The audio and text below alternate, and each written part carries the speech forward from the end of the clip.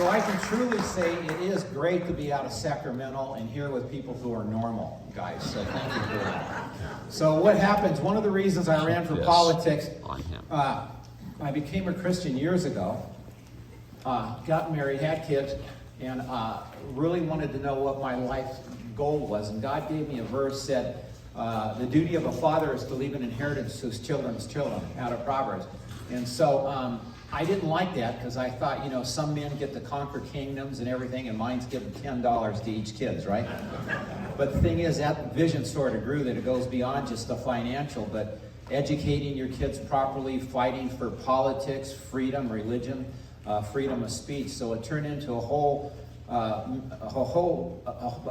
deeper meaning than what I originally had intended. And so I've tried to live my life that way.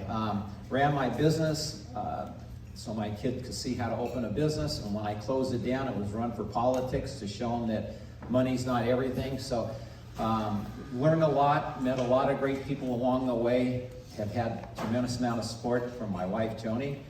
And so I get termed out of office, and I went to work for a title company, consulting, doing some sales and marketing consulting, but it just left me empty because I still have that fight in me for God, country, and family, which you guys can relate. And by the way, just a side note, these two young ladies who are up here talking about Redlands, I knew that about Redlands about 5 or 6 years ago, as well as other high schools, and I sponsored a bill to get rid of people like that, because those school boards, they seal their records so they can go on to another school board, you know, and so I named it Pass the Trash, you know.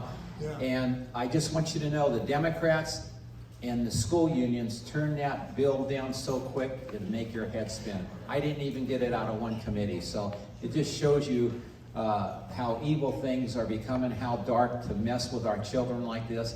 And so, but the responsibility is not the politicians. Remember, we go back to our Constitution. It's the government of, by, and for the people, right?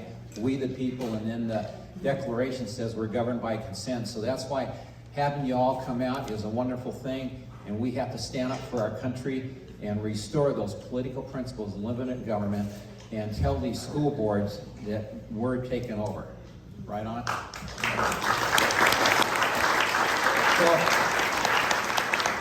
So when I turned out about 7 or 8 months ago, I'm thinking, I had trouble with my hip, was in the hospital, had to have a hip replacement, felt really bad. Before the hip was replaced, went to, by the way, my orthopedic surgeon told me it was my back. Turned out he was wrong. He missed it by about 12 inches, so go figure, right? So I was down and out a little bit depressed, but I started thinking, guy, it's only mechanical. What if it was cancer or something like that, and I had 4 months to live? What would I want to do? What's my next thing in life?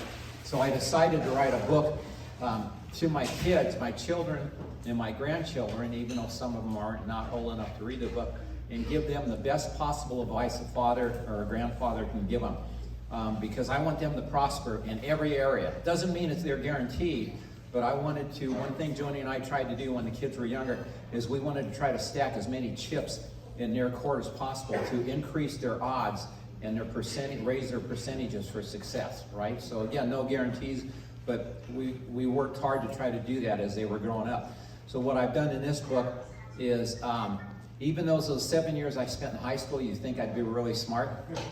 Well, what I did is I used the collective wisdom of people who were wiser than me. I took a phrase from the Declaration of Independence. That second paragraph starts off, we hold these truths to be self-evident. The paragraph before that, by the way, said that you can find truth through the laws of nature and of nature's God. Here's what that means, is God places in the human nature and history these self-evident truths. So we can discover truth and find self-evident truth through history, standing on the shoulders of people that possess a superior wisdom in us, as well as ultimately, tying the scriptures into it. Just a quick note, nothing about the book, but I just want to say something about that. When Clarence Thomas was on being confirmed to the Supreme Court years ago, he was asked by this one particular senator, if you're appointed to the bench, how are you going to make your decisions? From what foundation? And Clarence Thomas said, well, according to the laws of nature and nature's God, quoting the Declaration of Independence. And that senator said to him when he heard the word God, "Where did you get that from?" Anyway, you'll be happy to know that senator is now the President of the United States, guys. And so, Dr. Larry Arnn at Hillsdale College was asked with another gentleman when Trump came to start the 1776 Commission to restore the political documents of our Constitution and Declaration of Independence. Do you know what Joseph Biden's first executive order was, his first day on the job? Was to sign off and get rid of the 1776 Commission. So we are in a battle for the soul of America. And so one of the things, I could talk all night, Greg, but I know you only get 15 minutes. But what's that? Feel free. Thank you. I'll be done in 5. So one of the things, as I've been thinking since I've turned out, God, what do I do? And where do I go next from here? And so I've already said that. I want to give my kids the best possible advice, and that's why I started with the laws of nature, nature's God. So when I talk about politics, I stand on the shoulders of the Greeks, like Aristotle, Plato, Socrates. I saw what the Romans did, whether it was Marcus Aurelius or Cato, and I gleaned from their wisdom. And then on faith, I took the wisdom from Thomas Aquinas to Augustine all the way to C.S. Lewis, right? And then what I would do is I would interject the scriptures that were appropriate, because again, I wanted to make sure that I was trying to give them 100% of the best advice that I humanly could. And so Joni helped me on that book. I have my son. David had been a clerk, by the way, at the Supreme Court for Clarence Thomas, and then he went to the White House, and he did a lot of good things by writing briefs, so I thought he was pretty smart. And so he helped edit the book, which was good, and then he sent it to a friend of his who wrote 4 books. And then I had another young lady I hired to edit the book, and then when I got it to the publisher, they edited it 7 different times. So it's been edited quite a bit. You're still going to probably see bad punctuation and some crummy grammar, and the thoughts don't always come together. But we worked hard on this book, and the reason I did it is because of our culture. Everyone practically, families, there's a lot of anxiousness today, isn't there? And anxiety within the culture. I mean, you just look at the news. And people I talk to, they're freaked out. Teen suicide rates are up, drugs are up, crime in these cities are up. And then we have to deal with things like Redlands School District, that our friends from Redlands came. And then things that really offensive to me. Think about this drag queen dancing.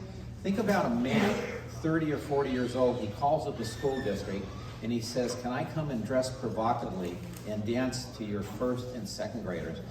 Folks, there's something evil and dark about that. That's right. And as not just Christians, but people who are citizens and who love our children, we have to stop that, right. You see? And so my attempt in this book is to try to write and give, again, my children the best possible advice that I could. I talked about business, economics, but again, politics, religion, of course, faith, giving, prayer, quiet times for quiet reflection, as well as gratitude. I wrote a chapter on that because a lot of people, not just the younger generation, but it seems like everybody's complaining these days, right? And if you remember, God allowed the children in Israel to wander for 40 years because they didn't have gratitude. They kept complaining, right? So I did my best, and I think you guys will like this book. I want to try to sell a lot because I want to save our country, and I think it will help people and enrich your children and your grandchildren. And it's off to a pretty good start. I've had one guy read the book, and then he ordered 30 the next day. And then I had another guy read the first 3 pages and ordered 50 books. So, yeah. So, I'm not asking you guys to do that, but it wouldn't hurt my feelings if you did. So anyway, but real quick, and Joni's going to be taking your money tonight.